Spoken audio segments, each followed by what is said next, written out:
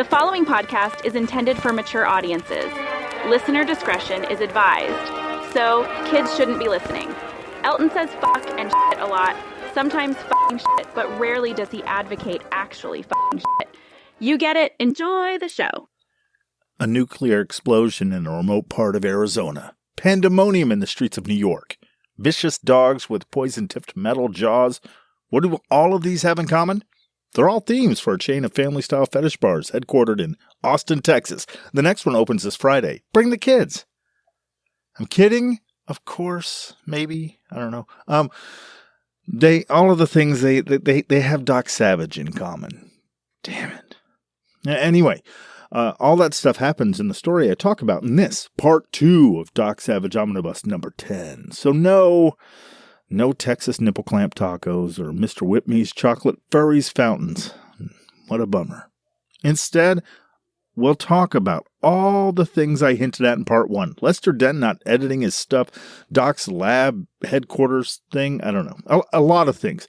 It will mostly be addressed in this episode, and I'll talk about one of the damn stories like I should have done in the first part, but what can I say? I got carried away.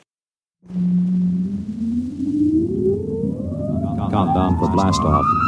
X-5, 4, 3, 2, X-1, fire.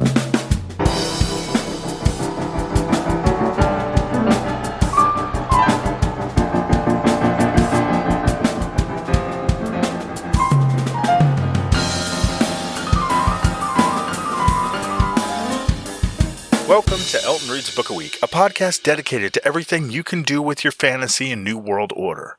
My name is Elton, and I read a book a week. That tagline was brought to you courtesy of my phone, who I guess is trying to lazily include me in a global conspiracy. Don't believe that. Remain docile. Whoa, it was just a funny, predictive text. Yes, and that's all it was. Remain subservient, sheeple. Listener. It's creepy. Your mama's creepy. Real mature. Just like your mama. I'm moving on now. That was stupid. The book this time around is the same book as last time around. Doc Savage Omnibus number 10. Only this time around, I'm talking about the stories and not the author or history stuff like I did last time around. Just the nitty-gritty.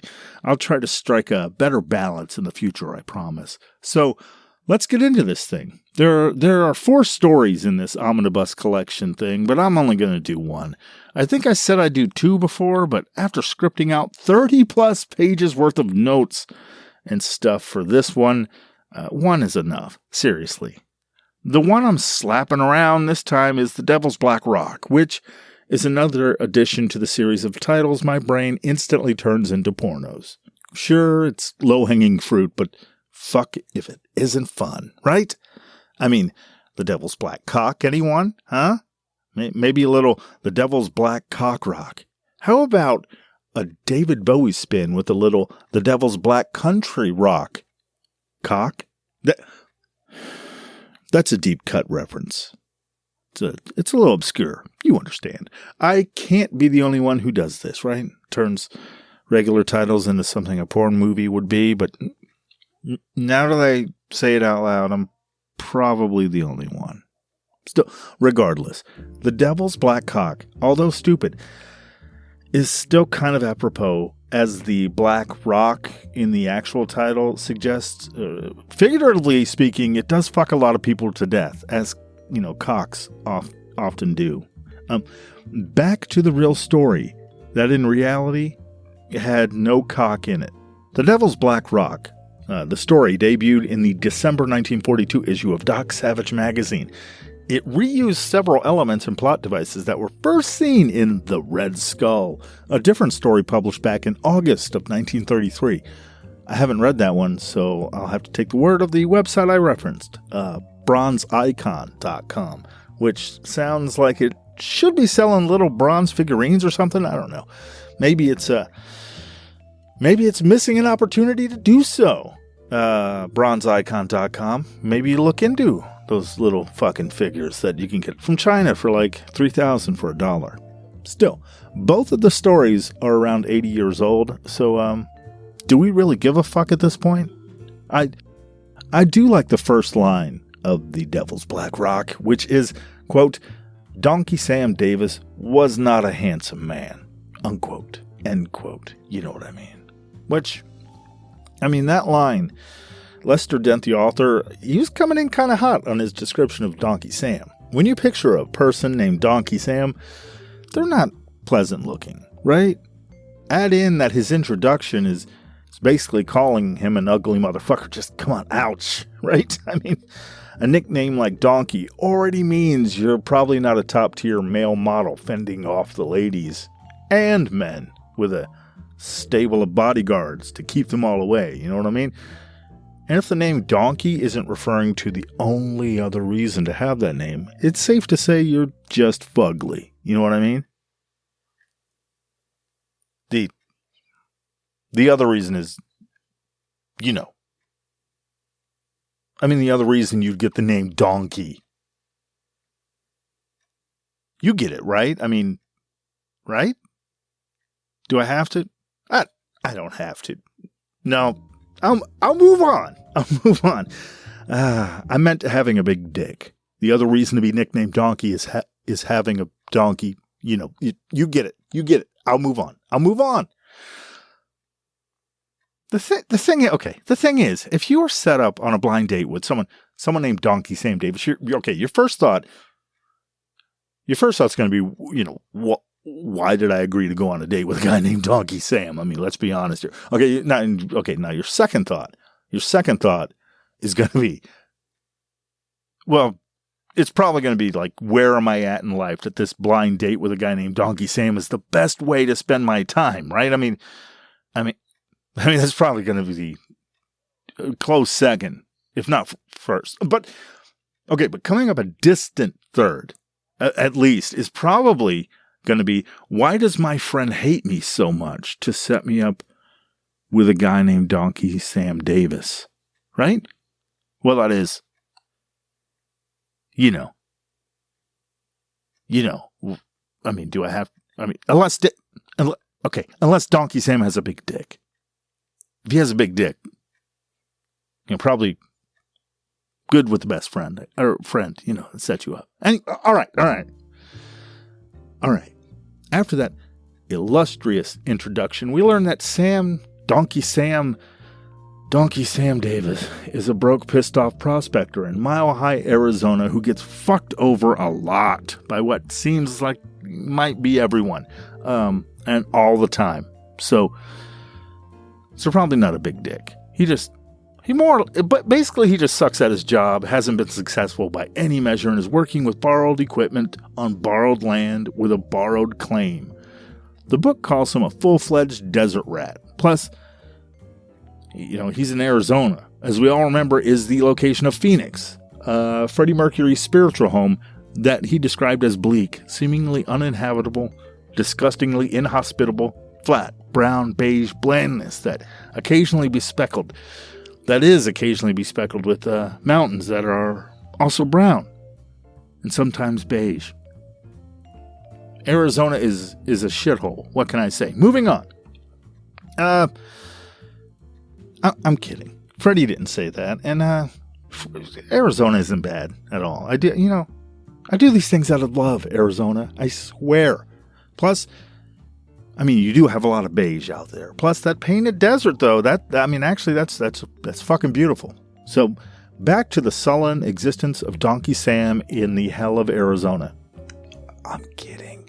Oftentimes, Sam's shitty circumstance is not caused by his own fault, but also kind of is his own damn fault. He seems to be an idiot, more or less. Regardless, when he is dicked over, which is often, he most often is dicked over by a guy named Wickard Cole. We'll talk about him more in a few seconds.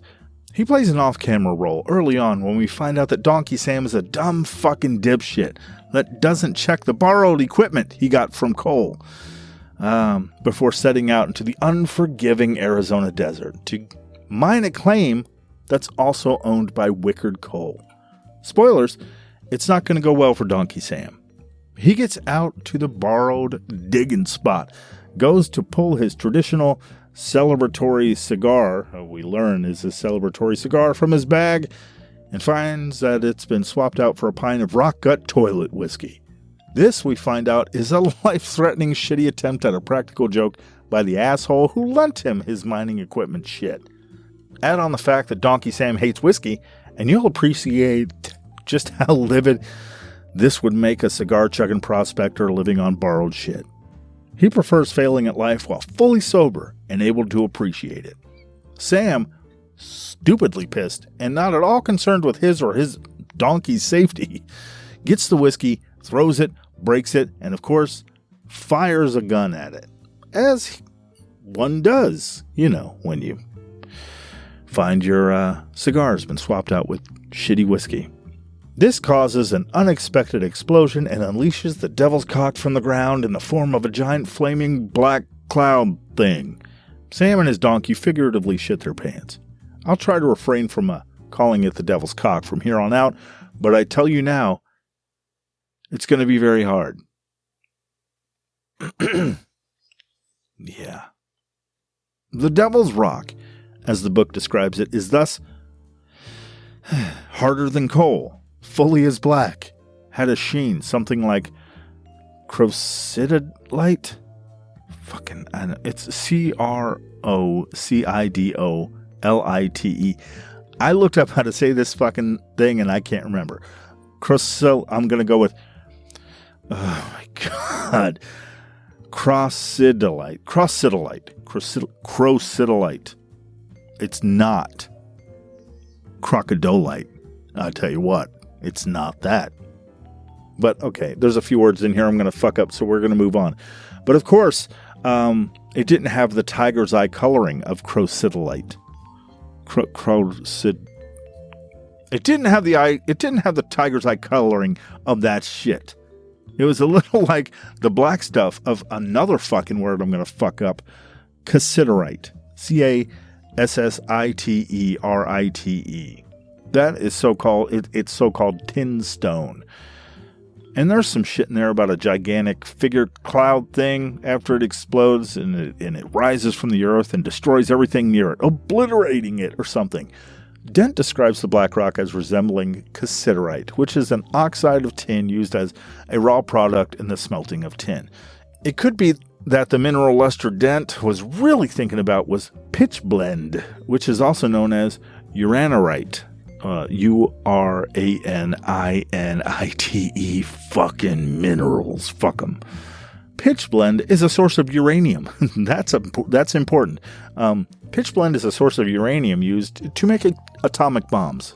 So, I got all that information. I got that from bronzeicon.com, where you cannot buy bronze icons. Get on that, guys.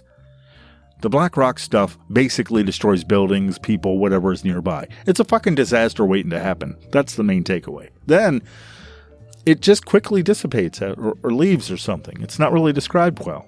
And then it does leave a big-ass hole in the ground with tunneling underneath. The tunneling isn't... No one cares enough to figure that out. Why it tunnels away. No one cares. Anyway, it is clear from the description Doc Savage gives at the end of the story that the explosion is atomic in nature. Doc explains that the compound changes the atomic structure of matter. The force is so great that the resulting destruction of matter goes on to destroy more matter. What Doc Savage describes is the chain reaction that occurs in a nuclear reaction. It is interesting to note that atomic energy was still being mentioned in newspapers and magazine articles at the time. It was the hippest science thing going back then. Kind of like, solar cloning and when they mention nano everything today. Dent was tossing around nuclear weapon adjacent story elements before wartime censorship had got around to clamping down on it, So, with a low-grade nuclear weapon practically going off in his face, Donkey Sam, probably shit himself Davis, understandably freaks the fuck out and runs back to town to tell his benefactor all about the newfangled nightmare he's discovered. The guy who loaned Donkey Sam his livelihood, as mentioned before, is named Wickard Cole. And if you couldn't tell by his name, he's wicked. He's just your run-of-the-mill pile of assholes. He's the local shady entrepreneur dick. And boom! Just dropped dick and asshole on you in the last 10 seconds, and you didn't even notice. Meaningless dick and ass achievement has been unlocked.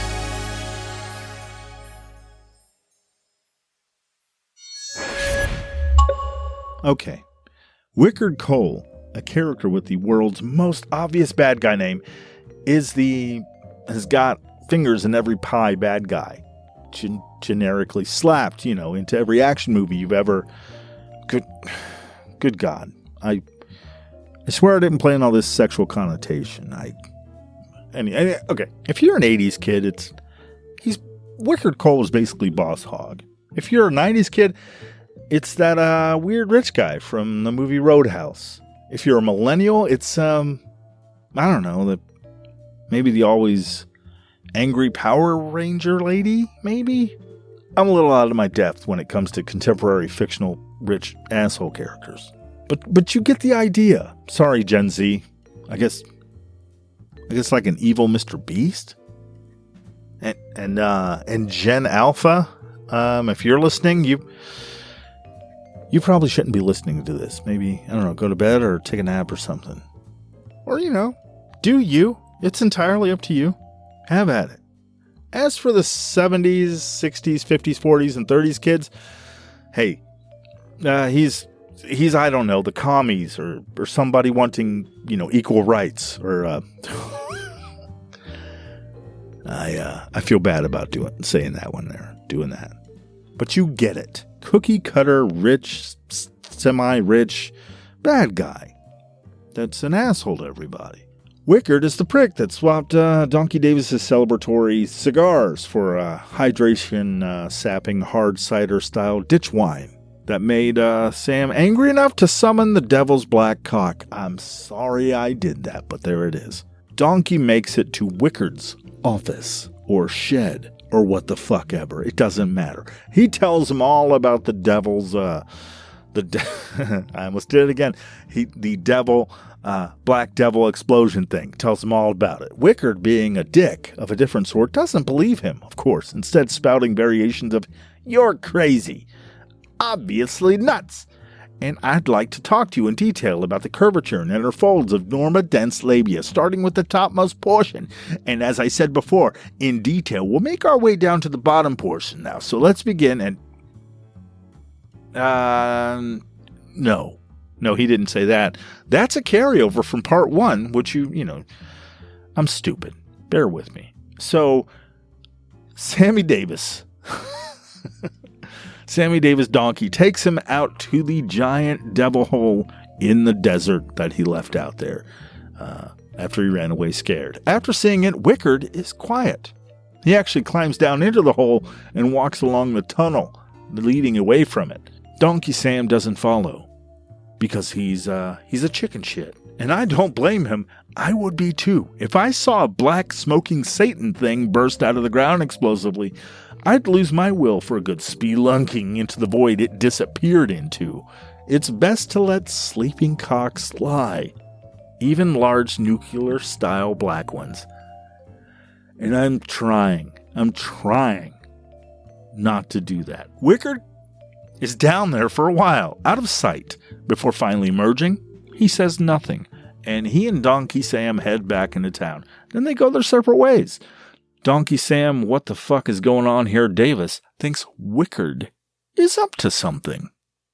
He is, obviously. He's the fucking bad guy in town. His name is Wickard, for God's sakes. Those assholes are always up to something. It's during this time that Donkey Davis talks about who might put a stop to Wickard's as yet undiscovered plot. Should he be up to the no good he's almost definitely up to? Donkey Sam recalls a guy named Doc Savage being a particular badass that all the dickheads were afraid of. He came through town once, and the baddies were all scared shitless, most of them leaving town instead of hanging around to be discovered by Doc.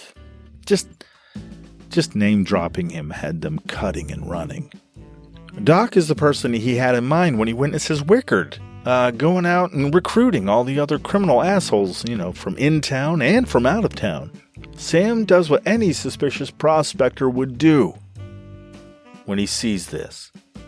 He calls New York. Not anyone specific, just New York. Bizarrely enough, an operator follows through with Donkey Sam's requests. Get me Clark Savage Jr. in New York City. And it's important. To which the operator, answering on the behalf of the whole of New York City, says, Doc Savage is out of the city. Seriously, the telephone operator apparently knows the current status of every citizen in New York confidently enough to answer right away, nah, he's not around. That would be bizarre enough if it didn't happen twice regarding multiple people. Donkey Sam replies to, being told Doc isn't in town with, all right, I'll talk to any one of his 5 assistants. Can you give me their names?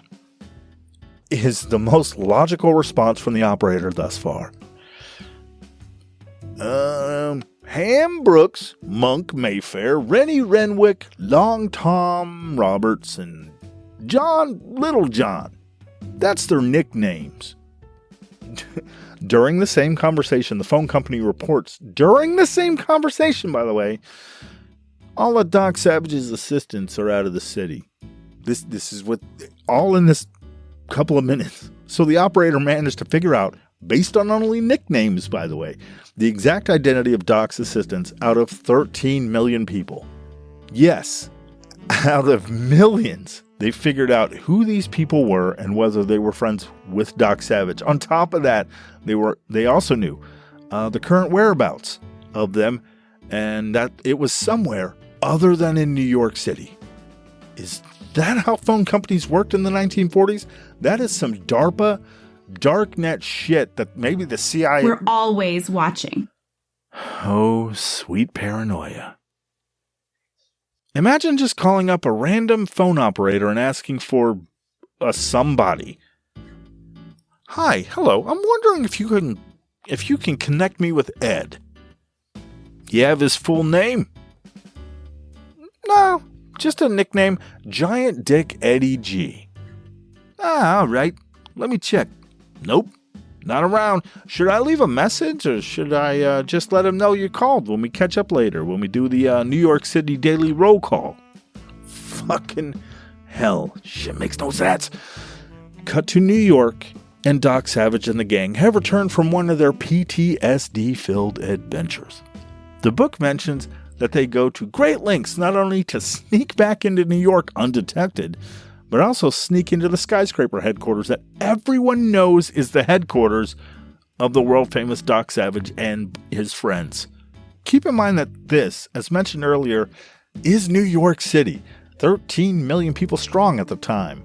Oh, and Doc and his crew are pretty well known. They're good guy, crime-fighting types, and they also reside in New York. It's public information, more or less.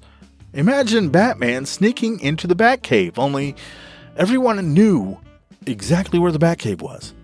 Regardless, after making their way to the well-known, not at all hidden high-rise headquarters in the probably, but not specifically named, Empire State Building, one of the Fab Five happened to look at a full-page ad in the paper. They find out that some unknown person has placed half-page ads in every major newspaper across the United States just to get Doc Savage's attention. It read, I will pay a $500,000 reward to anyone who finds Doc Savage for me. I will pay another $500,000 reward to Doc Savage or any charity he names if Doc Savage will destroy the Black Rock. Donkey Sam Davis. This fucking ad has eaten at me since I finished this fucking story. Because it's never fully addressed in the story. Not with any kind of resolution that satisfies anything. Who the fuck pays for this ad? That's never answered. Donkey Sam is a poor shithead, so it's not him. You find out that he got a lady to place the ads for him for some reason, but she never says how they were paid for either. Are these major newspapers cracking out ads for free? I mean, I looked up the price. According to a site called webfx.com, advertising in a national newspaper now costs approximately $100,000 at a minimum. At the higher end, you could pay over $1.4 million. That's in today's money. In the 1940s, money, that's roughly $4,717.03, roughly, On the low end, for just one paper, a major paper. Or in layman's terms, that's no fucking way could a dirt poor ass prospector paid. There's no way he paid that shit to anyone. Plus, circulation was way higher back then, and there were limited mediums, that you could advertise in. There was no fucking TV, and there's none of that. No internet. So, and add in that the world was about to go to war, if not already, at war at the time that the story is being told. So everyone was reading newspapers, which meant advertising dollars got a lot more mileage, so it would be a lot more expensive. That would mean that the cost was probably, I don't know, way more than the $4,700 I quoted. Regardless how it got paid for, it's in the fucking paper. And it just bothered me because I'm a dipshit. Anyway, regardless of it, little things like that get to me. Anyway, regardless, Doc sees the ad, and of course, curiosity piqued, he tells one of his cohorts to call the paper and find out who placed the ad. It turns out it was some lady that neither he nor his crew of overqualified, probably homosexual war buddies knew. I say that I'll explain that later. Monk, Doc's ugly girl crazy friend, finds out that she has the person that put the ad in the paper. She has dark hair, brown eyes, and is pretty. Oh, I have to mention why the Fab Five, the Fabulous Five. Yes, that is their nickname. Why this dream team of freakishly talented individuals.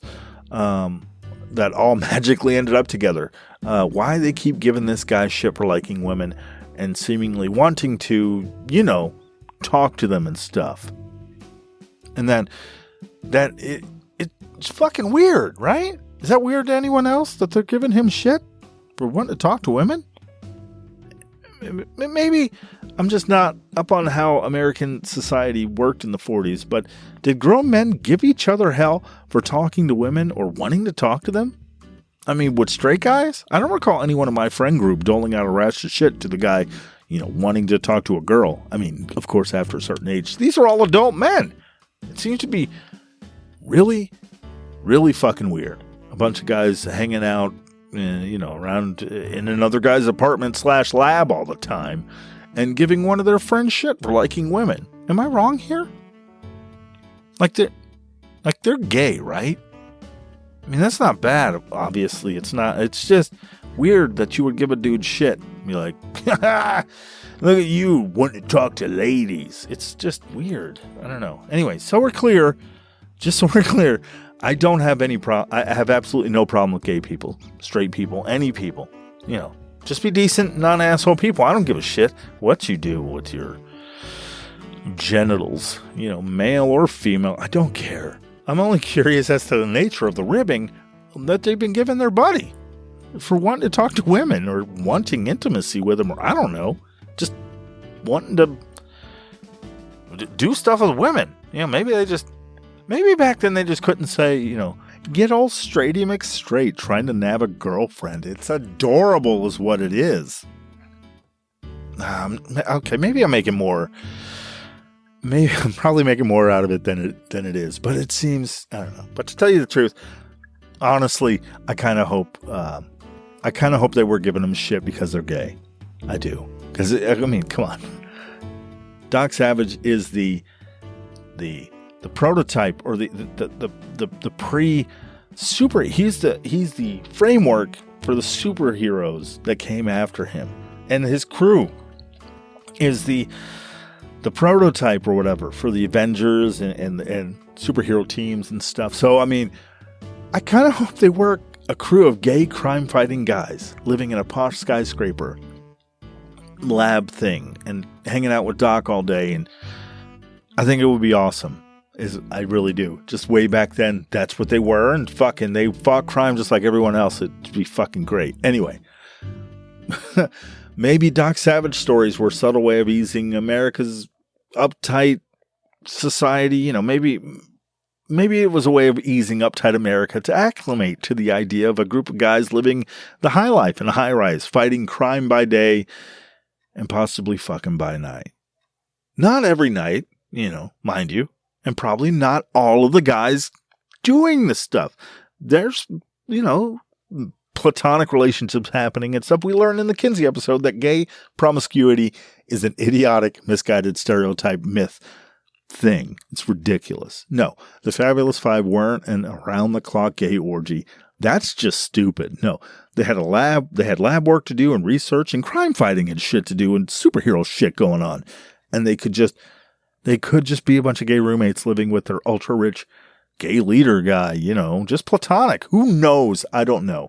The restrictive, homophobic caste society of pre-war, post-war, and hell, even contemporary, though not as bad as pre and immediately post-war. You know, they wouldn't allow for an honest portrayal or representation of a bunch of gay guys living their best lives in New York, in New York's Empire State Penthouse, just being fucking action heroes fighting for the common good and noble, and you know, that maybe some of them, maybe they're fucking. Just saying it doesn't matter. They're fucking taking out Nazis, for God's sakes. That's cool as fuck. Moving on. Just stupid rant. Anyway, here's another bit of the actual story that also gets completely unresolved. They all make their way to the lobby of the Doc Savage skyscraper headquarters thing. Monk is kind of pissed that they've been giving him shit for talking to women or liking women and stuff. Fucking assholes. He hopes they remember how much they hurt his feelings at the next Doc Savage Oscar party. It's bullshit, guys. Bullshit. So he's ahead of the gang, full on into furrowed brow fit, getting into a cab. Rennie Renwick, another member of the Doc crew team. The Doc crew team? What the fuck am I talking about? The Doc Savage team. He's playing catch up when a stranger walks up to him and asks if he's Rennie. And he says, yeah. And the guy hands him a bag and tells him that Monk Mayfair paid him to deliver it. Rennie holds the bag and he thinks it's probably some fucking joke. And he yells at Monk, hey, what's with this bag, you poon-chasing, femme-loving non-homo? Now, he didn't say it like that, but you get it. Monk looks back at him and says, I didn't give you a goddamn thing, you bitch. That also didn't happen. You get it. What happens next, I'll take from the book. Quote, Rennie then did what he later considered to be one of the quickest and most sensible things he had ever done in his life. He ran with the bag into the street. There was a manhole cover off a manhole, and around this, one of the little red warning fences made of pipe, which they always put around uncovered manholes. There was no one in the manhole when Rennie looked. He dropped the bag into the manhole. He turned and ran. Stop traffic, he yelled at the others. Then the bag exploded. The explosion burst a steam main and a water main. It broke windows in the high stories of the skyscrapers on both sides of the street. There was a roaring torrent of water and steam. The bag was filled with bolts and metals and stuff, so you know, shrapnel, terrible shit. Okay, a couple of things here. End quote or whatever. I don't know, fucking a couple of things. I'll jump around a little bit. One, if the manhole is open with a guardrail kind of thing around it, there's probably going to be somebody down there. I'm sorry. Probably. Somebody that might not be immediately visible when you run up for the bomb and do a quick cursory glance, you know. I get the time crunch issue, but there were definitely probably some construction / sewer workers definitely killed when that bomb went off. Two, it's a little late to stop traffic after you've tossed a bomb into a street, into a hole in the street. You could have said it while you were running to the hole. Better still, scream it while you're running and have other people do stuff.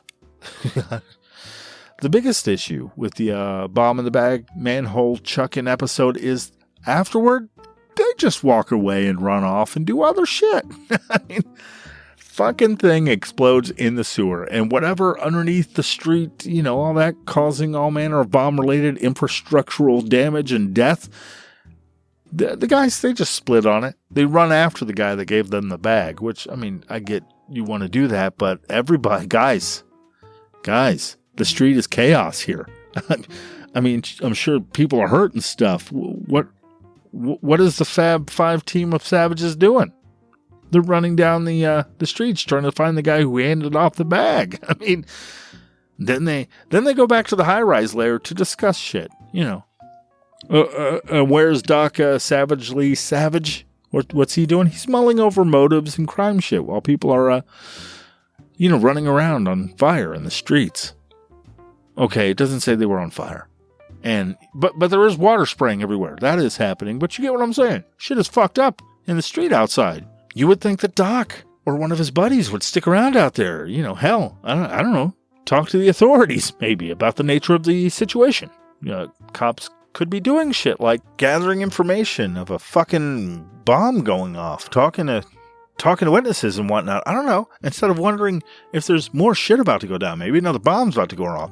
Maybe making the situation worse by waiting for somebody like Doc and the crew that could help them with information and stuff about the thing that just happened. The fire department could get a head start on accurately assessing damage and shit. EMS could be directed to areas where people might need the most help, rather than walking into a whole-assed bomb explosion crime scene completely blind. Nah, fuck that. Back to the crib for a debriefing on the current horrific situation after losing the guy and gathering some bomb parts and pieces of paper that were laying around. Look, I get it. There's a pacing element to this. It's kind of like an action movie where, if you think about it, people rarely stick around for the aftermath. Really, do they? I mean, still. It would have taken shouting to one of the fab fuckers and saying, "Stay here for the cops and help people. We'll get the guy and do some debriefing stuff." I mean, Jesus, something. Fuck. Regardless, this did get my broken brain going off on a tangent about bombs going off in New York. And, if something like that ever actually did happen in the 1940s, and yeah, there was a New York bombing. What I found is a 75-year-old mystery about a New York bombing that is still unsolved. It happened at the 1939/1940 World's Fair, held in New York. Conceived as a way to pull New York out of the doldrums of the Great Depression, it kind of failed because a damn bomb went off at it. I'm getting ahead of myself here. The fair had a myriad of exhibits, demonstrations, and previews of technology that showcased the everyday tools of the future and the world of tomorrow. It had amazing robots, or what passed for them at the time. Specifically, they had a giant robot. I almost said robot. They had a giant robot that talked. They had futuristic rides, which included a 25-story parachute jump. Oh, holy shit. And they also had cheap porn. That for the low price of 40 cents, you could view the photograph of a naked or nearly naked young woman in their outdoor playland area. Did I mention that people also brought families to this thing? Yeah. Oh, and for 25 cents, you could view the 4-unit dance show in the tent. That included a fan dance to end all fan dances. You might be asking, what the fuck is a fan dance?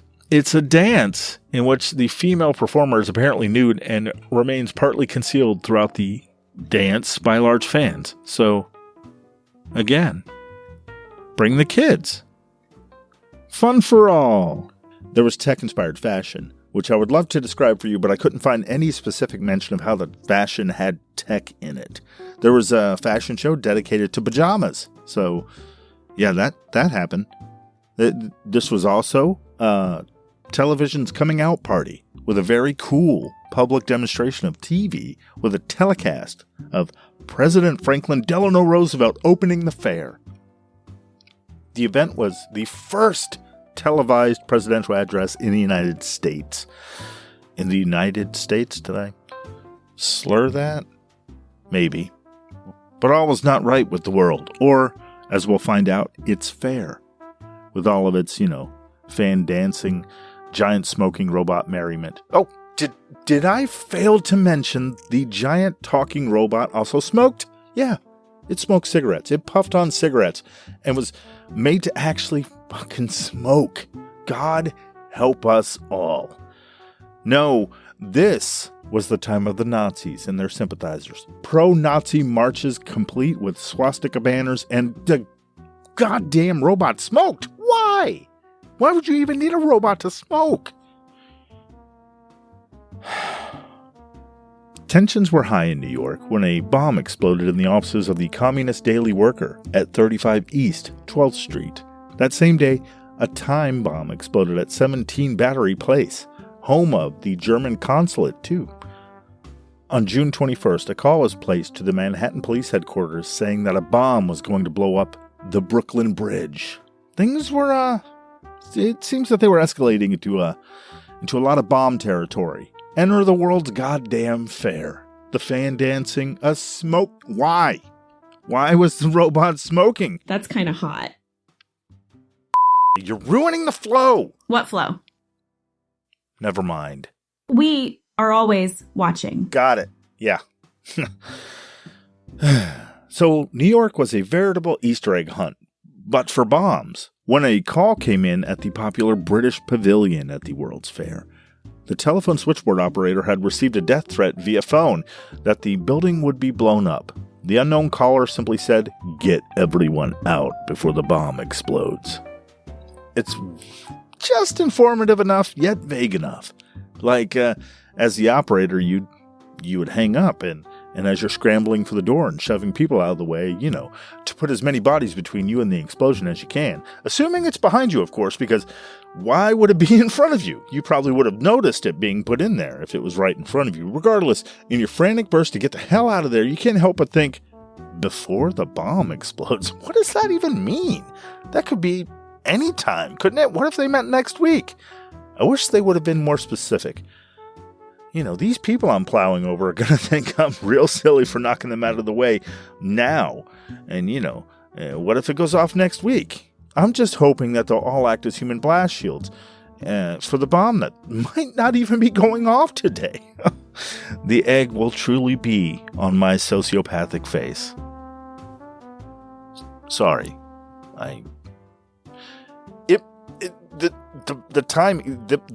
They actually meant it going off in 2 days. That's what it meant. Fucking vague terrorist bombers. The nerve.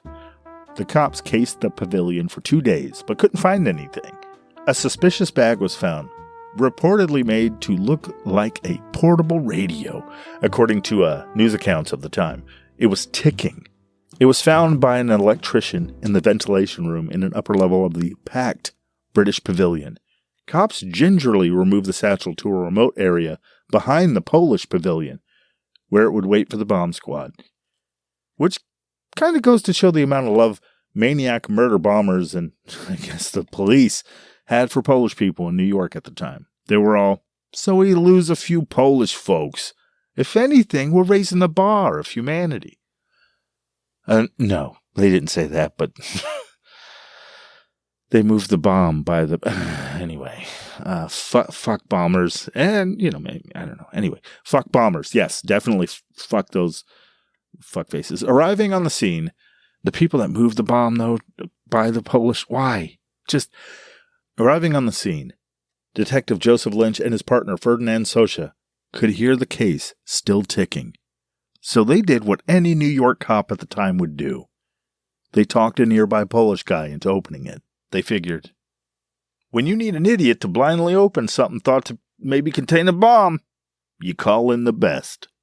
No, it's fucking terrible. No, they didn't do that. No, instead they fiddled with it themselves. Take that, Fabulous Five, with your chucking bombs into sewers and open manhole covers. Back then, the bomb squad had little in the way of protective clothing and safety equipment. As NYPD detectives, Sosha and Lynch were dressed in regular suits.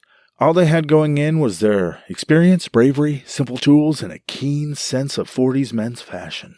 Using a pocket knife, Sosha cut a small hole in the case. Lynch looked through tentatively. "It's the business," Lynch said to his partner. Those were the last words he ever spoke. The bomb went off in their faces, killing them instantly. What terrible last words. Or amazing, if he had said them in a monotone, matter-of-fact Joe Friday kind of way, right? Right? "What are we working with, detective?" "It's the business."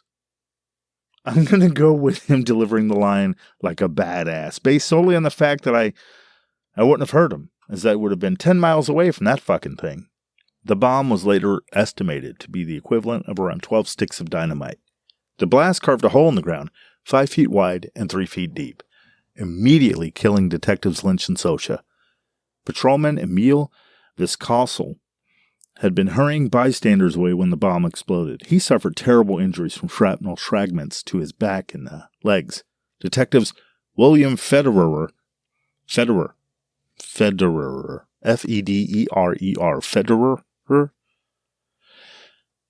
and Martin, oh my God, these names, Martin Schuchman, Schuchman, my God, Martin Schuchman, and Joseph Gallagher. I know that last name because of the comedian. Anyway, and Joseph Gallagher. They were also badly injured in the blast. Sorry I fucked your names up, guys. Terrible with names. While a hefty reward was offered, the perpetrator was never caught, and a motive was never established. Police believed at the time it was a possible robbery of 39 sticks of dynamite the previous May that might have been connected, and they even arrested a 38-year-old Nazi named Caesar Kroger for possessing several Lugers without a license and rolled up maps of the U.S. with prominent locations marked on them, but he was never formally tied to the bombing. Whoa, did you see that? No? I could swear you would have seen it. Ah, well, too bad. It's time for an ad. Bent on hunting down the fucker in the name of vengeance, policemen comb the city for the person or persons whose time bomb killed their detective buddies. But no evidence could tie the German-American bomb. I've been saying bomb, but it's Bund. It's oh my God. I mean, way back up there, I should have said Bund instead of bomb. Okay, never mind. But no evidence could tie the German-American Bund to the bombing. And as the investigation floundered, an unprecedented award was offered, with $1,000 coming from the police union and $25,000 coming from the city, a figure which is roughly around $500,000 today. The plot thickened even further when one theory thought it might have been an inside job. Responsibility for the bombing focused on Britain's enemies. That an alternate theory isn't out of the realm of possibility, that the bomb was planted by the British themselves as an inside job. Left virtually isolated by Germany, Churchill was desperate for American aid. That would kind of make sense if you consider that leading up to the fair, competing governments were coming to Washington to try and persuade Roosevelt to enter or stay out of the war, swing him one way or the other. Lending credence to the British bomb themselves theory, the ventilation room where the bomb was placed was not open to the public, and its existence would only have been known to people with inside knowledge of the British pavilion. British security staff were guarding the crown jewels and the Magna Carta there, too. The anonymous call that warned of the bomb could have, in theory, prevented any casualties, while at the same time generated sympathy for Britain. One of the first things that came out of the bombing was anti-German sentiment, says Bernard Whalen, a longtime veteran of the NYPD and author. Regardless, despite all the speculation and investigation, the murderers of Sosha and Lynch have never been caught. And despite the bombing being quickly overshadowed by all the building tension and whole World War II shenanigans, the terrorist attack of 1940 did lead to almost immediate improvements in equipment and safety protocols for the bomb squad, including the invention of the LaGuardia Pike bomb carrier truck, which would carry explosive devices away in greater safety. The case of the exploding bomb at the World's Fair remains one of the New York City Police Department's most poignant open files. The $26,000 reward now is still there. My theory, of course, is that it was in all likelihood one of the millions of New Yorkers living in the area at the time. Their motivation being that they are all ravenous, bloodthirsty, disgusting murderers from birth. The whole lot are seething, blood-crazed, criminal, degenerate sociopaths hell-bent on sending the rest of the world screaming into an early grave. I'll stop now, lest I incur the wrath of the greater New York metropolitan area and its herd of shoot-first, stab-later monsters. Okay, I am really stomping now. That was a stupid bit that I did for no fucking reason in the Perfect episode, which, if you haven't heard, you should go check it out. It's about baseball. Moving on now. In the story, the guy... I don't know why okay, sorry. In the story, the guy who handed off the bomb bag to the Doc Savage bunch, gets away amid all the chaos. So the crew relocate again to the lab apartment headquarters of one Doc Let New York Burn Savage. Doc's buddies have gathered some evidence, which consisted of pieces of paper from the Satchel bomb or something, and they managed to piece together enough information to figure out it came from the town of Mile High in the great state of Arizona. After that, it's just a call to the local paper in New York, of which Doc Savage has a large stake in the operation of, apparently. It's just weird. He's a rich motherfucker, need I remind you. The advertisement department tells him that a mysterious young lady put the ad in the paper, and they contact her if anyone answers it, meaning people mail stuff to the newspaper, and she shows up periodically to collect all the shit. So Doc says something akin to, when she calls to check on the ad, you tell her to come down there and pick up the mail for it her fucking self, and then call me to let me know she's on her fucking way, or you're fucking fired. You hear me? I will toss you out on the bombed out streets that I've left for the poverty-stricken murderers of New York. They're all depraved psychos from birth, disgusting blood-smeared monsters that reap joy from the dead. Fuck, you're probably one of them. You bunch of seething, hell-spawned, brain-damaged degenerates. I know. I should move on from that bit, but it's so fun. What can I say? Sorry, New York. I'm so sorry. Regardless, way back then, when you answered an ad in the newspaper, they wrote down your info, and then, people would mail in stuff, and I guess to answer the ad or whatever, so they'd call you or whatever, and there'd be a pile of papers and envelopes waiting for you when you go back to the ad department and stuff. So all this pile of papers and envelopes that were responding to the ad waiting for this lady to pick up is what you needed to know. That's what you need to know. I've spent an inordinate amount of time explaining a fairly simple idea. I don't know what I'm doing.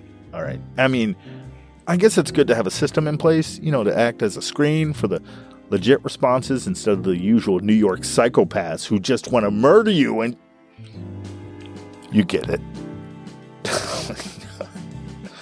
You get it. You're sure you'll recognize the girl when she comes in? Doc asked the advertisement manager. Oh yeah, she's very attractive, he replied. Doc thought about the idea for a second before stating, I don't know what that means. I fuck guys. The ad manager was confused. I'm sorry, what was that? Doc abruptly corrected himself. I mean, I fuck guys up. I don't take shit from anybody. I fuck guys up. The ad manager didn't answer for a second or two before finally replying. Sure, Doc. Yeah, Sure. You fuck guys up. Yeah. The ass. Doc quietly interjected before hanging up. And that is not what happened, other than the guy saying she was attractive, so he would remember her. That stuff. Look, a bunch of guys are always hanging out at another guy's apartment day and night. At least two, right? Right? I'm just playing the odds here. One of the crew goes to the newspaper office ahead of time and plants a package among the notes and newspapers and shit. It's a transmitter. Because Doc is like motherfucking Batman with his gadgets. In a 1940s way. Gadget. Old gadget Batman. And the lady shows up, collects her pile of grifter mail shit along with the package, and then they track her. Doc himself goes to the manager and tries to confirm whether it was the same girl. The guy says, yeah, for the most part. She didn't have a receipt that you need for the ad stuff, but it looked like her, basically. I'm paraphrasing, of course, and spoiler, later you find out she has a sister that looks very similar to her. A la twins! Always twins in these pulp things. Doc splits from the newspaper place and walks up the block to a car where Monk and Ham Brooks are waiting and arguing. Bro, I'm telling you, you have to conquer yourself, Ham was telling Monk. I conquered myself a long time ago. I slapped that meat around and told it what's what. Bruh, what ifs, all right? You do you, Monk said indignantly. And if you don't stop giving me shit about talking to women, I'm going to give you the worst handjob later. It's going to be all squeezy and yanky, bruh. No lube, okay? It's going to be all like pulling taffy, bruh. Taffy. You already know, so I'm just going to move on.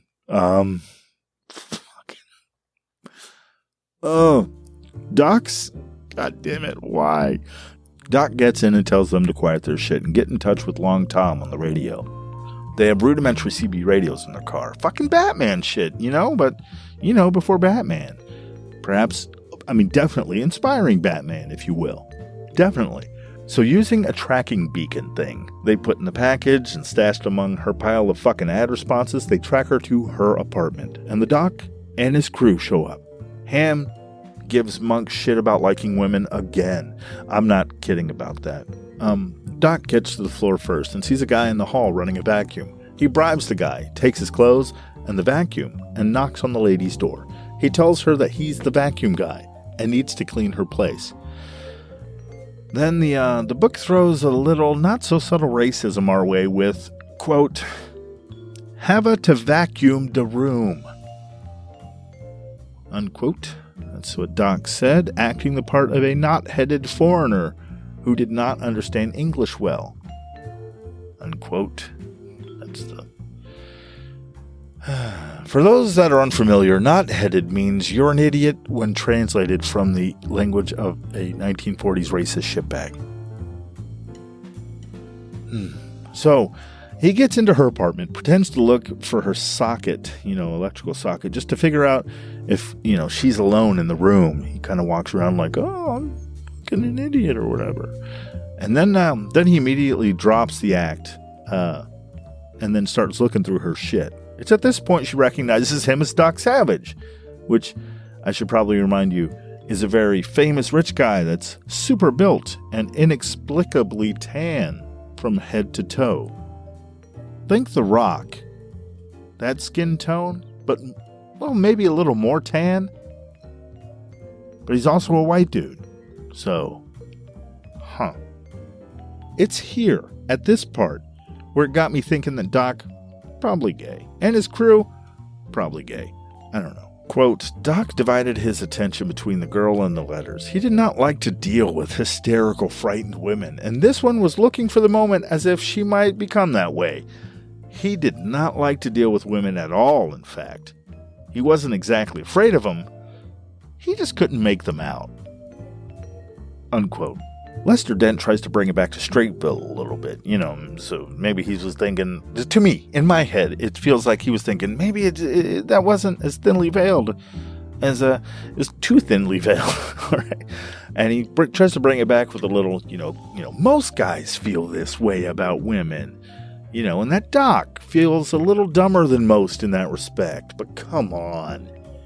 The underlying context is right there. What straight guy is like, I don't like to deal with women at all, man. I mean, they're all emotional and such, Not like a man, right?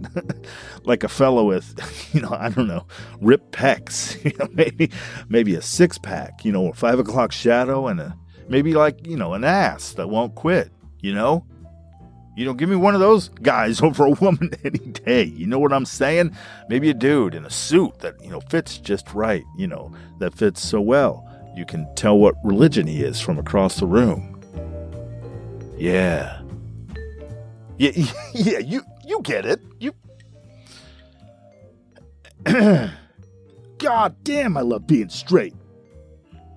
Still, the 1940s, intolerance ruled the day, so... People are so strange. Oh, okay. And, on we go.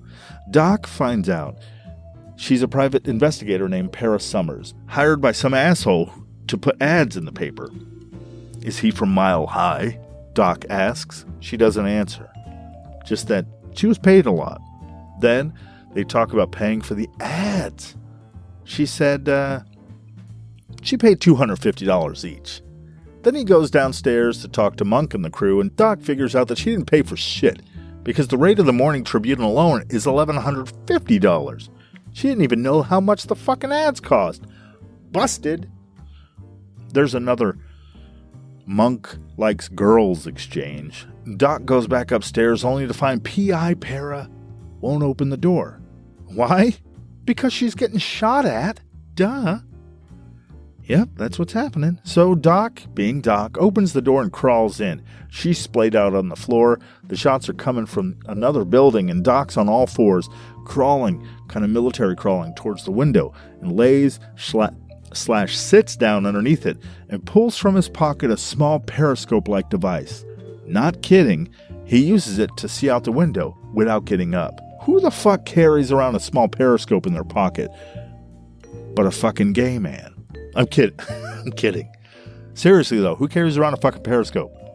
I mean, when is that ever going to be needed? Unless you happen to find yourself in a situation where you're getting shot at through a fucking window and you need to look over the sill, or maybe around a wall or something from another building. When are you going to... How often do you need it that you need to have it in your fucking pocket all the time? If you can think of any other scenarios that fill the need of constantly having a periscope on your person, let me know on Twitter, Facebook, or Instagram. I'll have a link to all those in the episode description. Sad attempted call to action for social media engagement unblocked.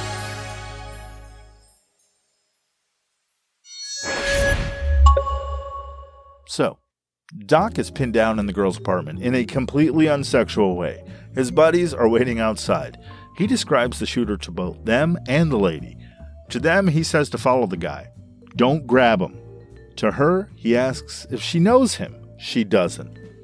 And then Doc does what anyone would do in this situation. He starts masturbating. Yep, like lying underneath the window, shots pinging off the light fixtures. He starts furiously masturbating. Para Summers is shocked. What the fuck are you doing? She screams from across the room.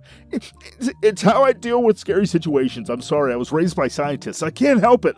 Don't worry, though. I never come, he said over the sound of shots slamming into the plaster walls around him.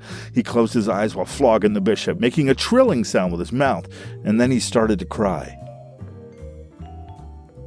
so sorry. Though, what a bizarre turn that would have been, right? The real book and real story doesn't resolve that scene, actually. It kind of just jumps to Doc's crew picking up the shooter's tail. I found that this happens a lot in these stories, just cutting from one scene to another without leaving the reader to work anything out. I want to say it's a pacing thing, but sometimes it just seems lazy. So from here on out, I'm calling those just cuts, like a movie, like I'm editing a movie or a movie edit. Cut to Doc and Para. Now cut to Doc and Para, the PI lady, coming out of the elevator to the lobby. Doc has a radio and he's shouting to his boys, who are in hot pursuit of the sniper. Then Para PI drops a bomb on Doc. when he tells her that the guy was a highly skilled shooter. Then why did he miss so damn much? I'm paraphrasing. But when she tells Doc this, he radios Long Tom, whatever his name is, I can't remember. And he tells him, hey, that guy could be leading you into a trap. Maybe he missed us on purpose. Did I mention Doc is a genius?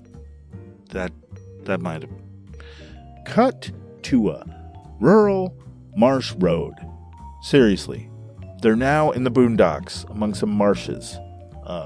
Shooter guy got in a car and drove way the fuck out in the middle of nowhere. How many marshes are near New York, by the way?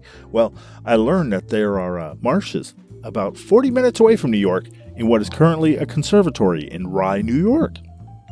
But even more interesting is the neighborhood that borders both Brooklyn and Queens. According to untappedcities.com, it's New York's post-apocalyptic wasteland. I won't go into much detail about it here, but I'll talk about it on the Patreon-only sister podcast to this one that I'm, for now, calling Elton's Podcrastination. You know, for now.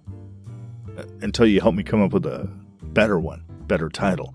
It's going to be a more loose format than this already raggedly formatted podcast. I'll be discussing all the extra stuff I ran into while researching this podcast, plus whatever we decide to get up to, you know, music or fucking, I don't know, movies, who knows. So if you want to hear about The Hole, that's the name of the neighborhood that most New Yorkers haven't been to, despite it, quote, hiding in plain sight, unquote, you'll have to become a contributor via Patreon, dear listener. Until then, we move on. Doc and the Fabulous Five. That's such a weird name for a bunch of constantly together straight guys. I mean, no matter what time they're in, there's going to be a good time, and it's going to be fucking fabulous. And goddamn bless them.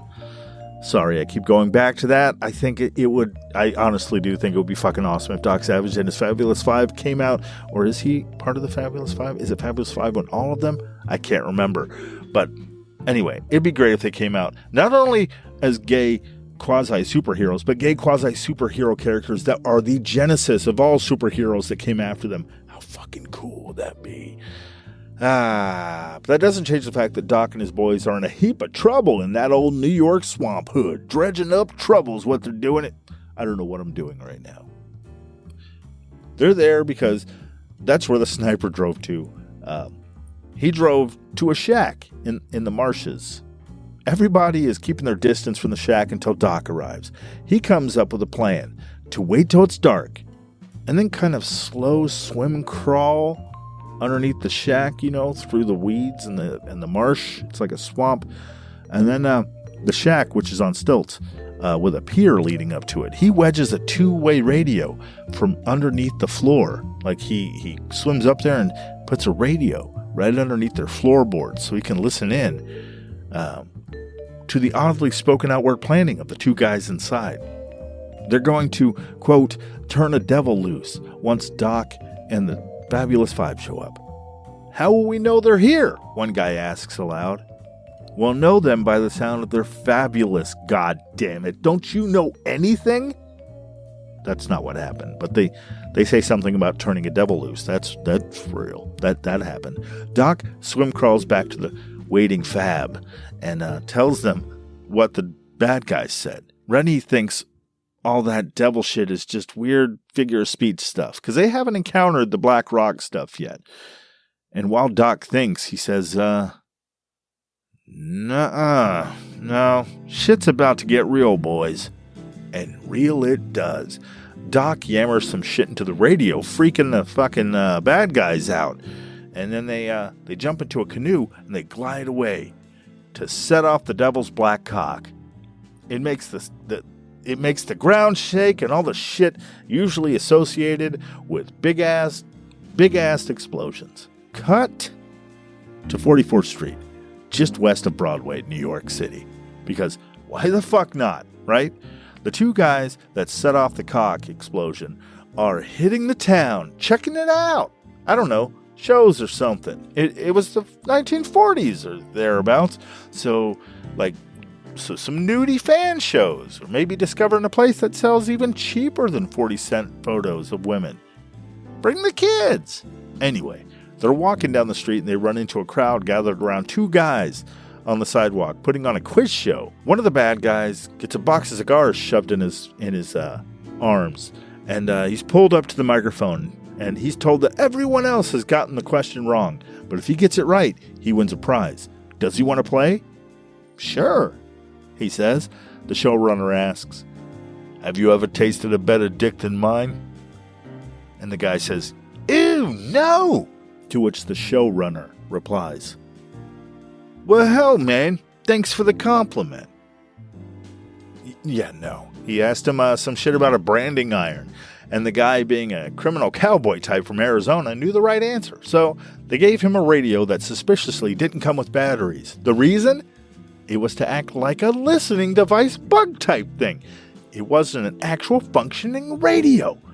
The guys giving him the radio were none other than two members of Doc Savage's fabulous crew. The two dastardly bastards go back to their bad guy hideaway on the 23rd floor of some fucking building or another. Who is there waiting to hear the news of Doc and his friends biting the big one courtesy of the big devil's black cock but wickered, thinly veiled name Cole? They affirmed that the bomb thing went off and left nothing but a giant hole where the marshy shack was. Then they start talking about Wickard's plan to demonstrate the devil's black rock by using it to kill 40 people the next day. No big whoops. Doc hears this and figures that it's time for him and his feisty fab friend to kick Wickard in his thinly veiled balls. They track down the building. Doc says he'll go up first to check things out, and then signal for the other guys when he's ready. He gets to the 23rd floor and signals. Immediately after that, a guy pulls a gun on him, and the elevator gets stopped with his fabuloso buddies stuck inside. Doc takes a few rounds to the chest, but luckily he has a bulletproof vest on that he invented. That's right, he invented the bulletproof vest, motherfuckers, that he always has under his shirt, which is constantly getting ripped off his body and shredded. It's fucking, did I mention that? Doc is constantly getting his shirt shredded, which of course reveals how fucking shredded he is. I'm not kidding, people. Go check out Doc Savage novel covers. Go Google that. It's like a torn shirt fashion show. You won't be disappointed, though most of the shirts are beige. So, Doc's been shot. His friends are stuck in an elevator between floors. What's a plot to do but get old Savage back in the fight, which he does by handily knocking the gun out of the nameless bad guy's hand. It's at this time that he's confronted with two vicious dogs, with additional metal jaws on their faces, which are sharp. It mentions that specifically, that are also poisoned. Yep, I wish I was joking, but like the Lester Dent formula that I explained at length in the Patreon exclusive extended episode of Part 1 explains, always makes shit worse for the protagonist. This book can be exhausting. Oh, let me take a moment to shine some light on the writing. It's something to behold. If you listen to the first part of the Doc Stravaganza, I mentioned that Lester Dent, a.k.a. Kenneth Robeson, would crack off novels in one go with no editing. Well, that's probably not the flex he thought it was. Let me quote from the book here so you can see what I mean. This is a bit from the part where the dogs are attacking Doc in the hallway of the apartment/hotel place or whatever where the bad guys are staying. Quote, both dogs made for him. Doc followed the opening door into the room, followed it hard. He expected a man to be hiding behind the door. There was, and a fellow squawked as the door smacked against him. The two mad dogs came through the door like bullets. One of them tumbled over and over, trying to stop. Across the room, a second man stood trying to shoot Doc with an automatic. Apparently, he had forgotten to take the thumb safety off the automatic. Doc jumped out of the room into the hall and yanked the door shut again. In the room, the men began to make terror-stricken noises. The dogs made sounds too. Unquote. Okay, there's a lot to unpack here. Okay, first, how many times do you need to say the word door? Isn't there a rule about repetitive uses of one word that not only not doing it 4 fucking times in one paragraph, plus automatic? Like, what the fuck is going on with tossing that in there, Lester Dent? Were you so hopped up on hash and amphetamines that you didn't know you just wrote the same fucking word in the previous sentence? Holy shit, does this happen a lot in this story. Here's another one, which is both annoying. Here's another one, which is both annoying and hysterical for a reason you'll hear at the end. Well, first, a little context. Doc and this bad guy are in the elevator shaft, and the cables they're talking about are attached to the elevator currently occupied by Doc's buddies. So they're in the elevator shafts, they're fighting or whatever, and the henchman guy has been trying to bust the cables loose with a sledgehammer and has given up. And he tries to bail on the situation by jumping into the other shaft and grabbing the cables, before Doc gets his hands on his fucking ass. He's gonna fuck him up. So we go to this, and this is a direct quote. Quote, "The man wheeled, took a flying leap for the cables in the adjacent shaft. In doing that, his theory was excellent. He could slide down them to safety. His theory was indeed excellent. Practical execution of the hair-raising thing was something else. He got the cables all right, both arms and legs around them. He went down. By the time he got to the bottom, he was doing a good 150 miles an hour. He screamed horribly during at least half of the fall." So, what the fuck? On to the next most interesting part. Before that, it's mentioned that Doc withholds evidence, by the way. It's mentioned in there from the police that that Doc has a special police commission, so he can withhold evidence. So it's all right. He has a special police commission. What the shit?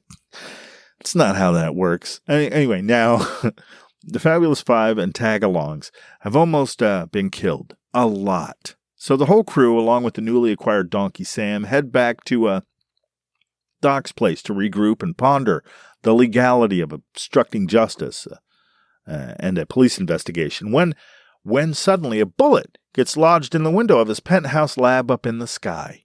Yep, that's what happens. Why didn't it shatter the window and make its way through the skull of someone in Doc's lab pad? Why didn't it just blow the brains out? Well, because he's got bulletproof glass in the windows of his high-rise penthouse on the 86th floor of the probably Empire State Building. That's why. Why wouldn't he have bulletproof windows in the highest building in the world? When you got the cash, you ought as well splurge a little with the extras that you absolutely never need. Then another series of bullets hits the window, louder than the first. So Doc and his band of brotherly love wander over to look out the windows as they're being shot at. Kind of a, who could be shooting at us at this time of day? Kind of curiosity, looking out the window across the way. Suddenly the telephone rings. William Harper Johnny Littlejohn answers it and tells Doc that the people on the phone say they'll blow up the top of the building next, or something like that. To which Doc responds with a crisp, "Tell that motherfucker to go and fuck his mother. He can suck my dick in a non-sexual way." The guys threatening Doc and the crew threaten to fire a cannon at them. Not even kidding. And then they do. And then it smashes through the bulletproof window and buries itself in the ceiling of the room, exploding without much force. Did you hear what I just said? A cannon fires a shell into an apartment lab thing on the 88th floor of a building. Fires it through bulletproof glass and it explodes without much force. You would think any explosion of any kind of force would be bad, but I'm just a scared little post-9/11 human being. I guess explosion in buildings back then, to post-World War II vets, they barely raised an eyebrow. Is everyone that hasn't been repeatedly involved in violent traumatic events okay? Asked Doc in a semi-concerned, obligatory kind of way. The rest of the Fabulous Five guys gave a round of blithe, dismissive smirks and commentary peppered with things like, whatever, and nothing new, and it barely registered. While Donkey Sam, dazed, stared off into the middle distance, intermittently twitching, and Para Summers threw up in a nearby wastepaper basket. Long Tom interrupted the sounds of her heaving. I guess we should go get those cannon guys, the rest of the team grumbled. Para, who had finished throwing up, was now exasperatedly hanging on the wastepaper basket, quietly sobbing in the after effects of just having a shell go off and explode next to her. What's her problem? Ain't she never been shot at before? Rennie asked aloud. I don't get it either, answered Doc. I think it has something to do with her being a woman. I really do not understand them. He walked over to Para. Why are you crying, woman? It was only a moderately large indoor explosion caused by people who want to kill us, he asked loudly. Her crying increased. Long Tom snidely added, Maybe she needs a hug. Rennie remarked, Maybe I need a hug first. Long Tom answered him, Fine, you freaking baby. The men embraced, which led to an exchange of kisses and then a makeout session. Monk spoke up. Guys, come on. We have to get those guys with the cannon. Doc interjected. Let them have their time. We know where the people are. Monk rolled his eyes. Come on, Doc. If I had $1 for every time these two got hot and heavy over some indoor apartment explosion, I'd have $1,000. Just then, another window exploded inward. Everyone turned but Rennie and Long Tom, who continued to make out. Private Eugene Stoneblood Dollard swung through it, rolled across the floor, and quickly bound to his feet. He stood a few feet away from the group, his fists clenched, ready to engage in battle. Everyone was shocked by Private Dollar's entrance and was now frozen in confusion. Rennie and Tom continued to kiss, not acknowledging their uninvited visitor. And it got heavier. Dollar surveyed the devastated apartment and upon seeing the men making out, softened his demeanor, unsure of how to proceed. Doc, who had tensed when the glass broke, now eased his body at seeing Private Dollar ease his stance. Can I help you, sir? Stoneblood's eyes moved from one person to the next before settling on the two men who were now heavily petting and still kissing. Doc stepped toward Dollar. Sir? He asked. Dollar's face belied his perplexity. He both slightly shook his head and indicated no, and waved Doc off with his hand. Then, after looking at the men making out a little more, a puzzled look took hold on his face for a few seconds more as he made his way out the door, crunching broken glass under his feet, shaking his head in confusion. Yeah, you know. I'll stop apologizing. Look, if you're confused, listen to Hitler's Holy Relics episode. That'll bring you up to speed. So no making out. Along with all the other miracles taking place around this cannon firing episode, no one is killed. The lovely safe world of overly violent fiction. The rest of the story after that wraps up with some bullets flying during a car chase, a little she's a twin plot twisting action, and a lot of bullets ending up in bad guy thug types. Oh, and so many punches. It's ridiculous. Then the Devil's Black Cock slaps around a few more folks that surprise the people that want to buy it from Wickard Cole. That's actually his big plan. He wants to sell it to, turns out, to be Nazis. Always the fucking Nazis. Still, I'm not giving it all to you. You have to see how they get there. It is wild. So, it's good. It's these Doc Savage stories, there was 4 of them in this novel. They were good. for the most part, despite the shit I've been giving them, they're fun to read. They're just fun. So it's like dessert. So I'll leave a link to this book that I read, and another by David Avallone, who is continuing to write Doc Savage stories and building on the legend of Doc and his badass team. You should definitely buy his book. It looks pretty good. It really does. I haven't gotten it yet, but I'm getting it. And this is kind of loosely related too, right here. But after reading these Doc Savage stories, I happened to watch Live Free or Die Hard, the much unneeded sequel to Die Hard. One of them, anyway.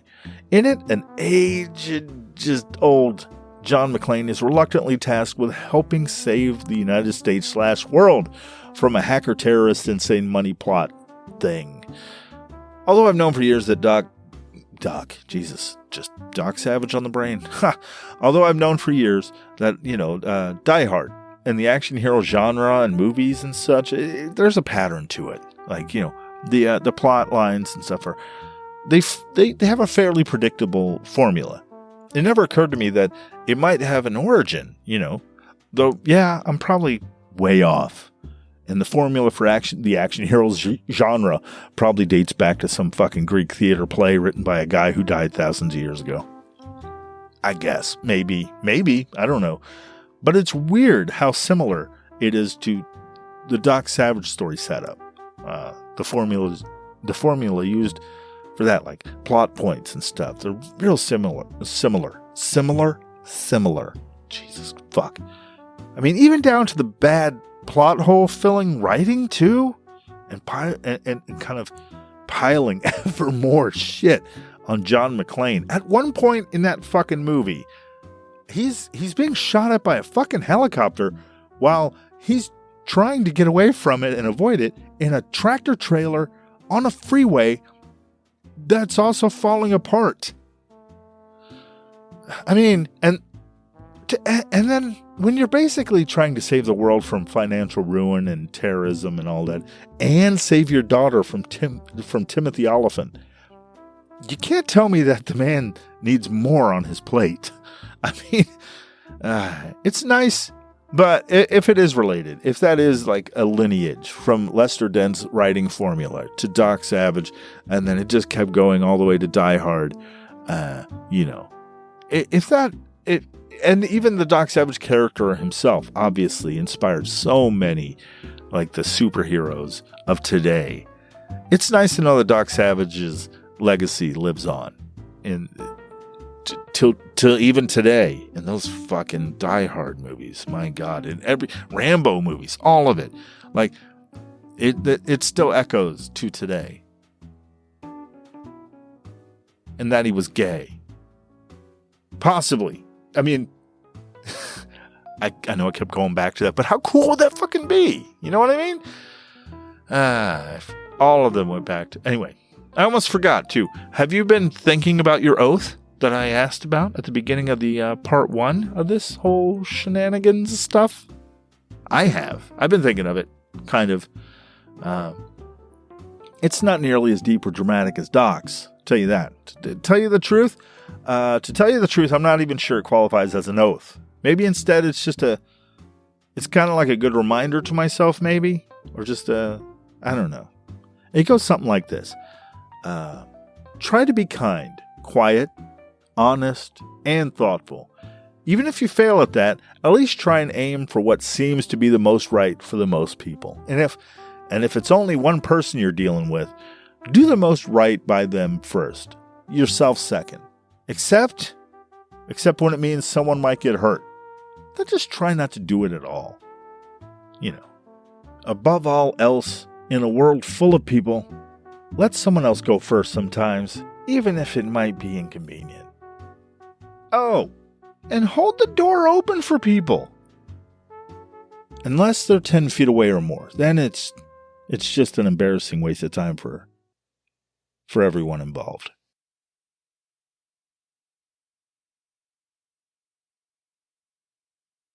Thank you for listening to Elton Reads a Book a Week. I hope you enjoyed listening to this as much as I like making it. I really do like making it. Remember to follow the podcast on the social media stuff so you can find out when one of these goes up. It seems like apps like to keep that information close to the chest for some reason. So the more you follow, the more likely you'll hear about it. If you really liked it, consider contributing on Patreon or through the anchor.fm page for this podcast.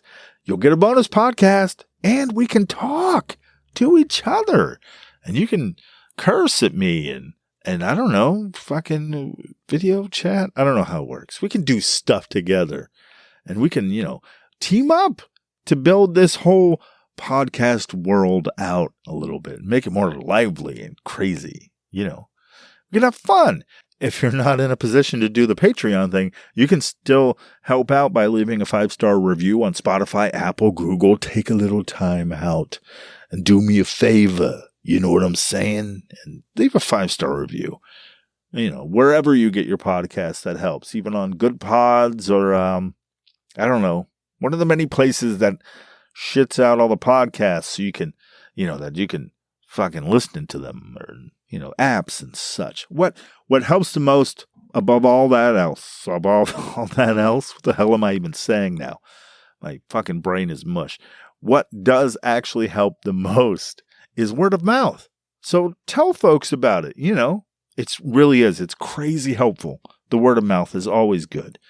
So tell people about it. It's it really does help. Above all else, from me to you, thank you. Thank you very much for listening. And please, thank you. And try and read a book this week. Maybe even a Doc Savage book, huh? Buy the links in the description there, But read a book. Don't let them die out. Thank you. Bye.